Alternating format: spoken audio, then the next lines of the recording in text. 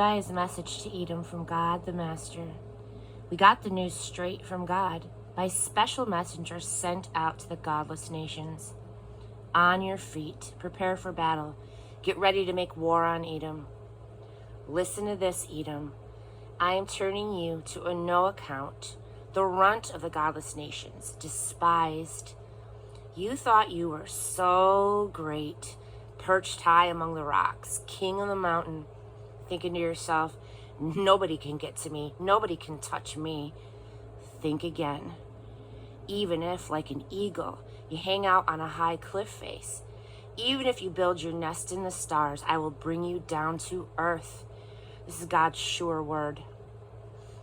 If thieves crept up on you, they would rob you blind. Isn't that so? If they mugged you on the streets at night, they would pick you clean. Isn't that so? They will take Esau apart piece by piece, empty his purse and pockets. All of your old partners will drive you to the edge. Your old friends will lie to your face. Your old drinking buddies will stab you in the back. Your world will collapse. You won't know what hit you. Don't be surprised. It's God's sure word. When I wipe out all the sages from Edom and rid the Esau mountains of its famous wise men, your great heroes will desert you, Taman. There'll be nobody left in Esau's mountains. Because of the murderous history compiled against your brother Jacob, you will be looked down on by everyone. You will lose your place in history. On that day, you stood there and didn't do anything. Strangers took your brother's army into exile. Godless foreigners invaded and pillaged Jerusalem. You stood there and watched. You were as bad as they were. You shouldn't have gloated over your brother when he was down and out. You shouldn't have laughed and joked at Judah's sons when they were face down in the mud. You shouldn't have talked so big when everything was so bad. You shouldn't have taken advantage of my people when their lives had fallen apart. You, of all people, should not have been amused by their troubles, their wrecked nation. You shouldn't have taken the shirt off their back when they were knocked flat, defenseless. And you shouldn't have stood there waiting at the outskirts and cut off refugees and traitorously turned in helpless survivors who had lost everything. God's judgment day is near for all of the godless nations. As you have done, it will be done to you.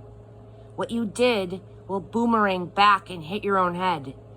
Just as you partied on my holy mountain, all the godless nations will drink God's wrath. They will drink and drink and drink, and they will drink themselves to death. But not so on Mount Zion. There's respite there, a safe and holy place. The family of Jacob will take back their possessions from those who took them from them. That's when the family of Jacob will catch fire, the family of Joseph become a fierce flame. While the family of Esau will be straw, Esau will go up in flames. Nothing left of Esau but a pile of ashes. God said it, and it is so. People from the south will take over the Esau mountains. People from the foothills will overrun the Philistines.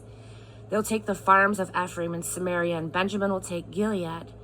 Earlier, Israelite exiles will come back and take Canaanite land to the north at Zarephath. Jerusalem exiles from the far northwest and Sephard will come back and take the cities in the south. The remnant of the saved in Mount Zion will go into the mountains of Esau and rule justly and fairly, a rule that honors God's kingdom.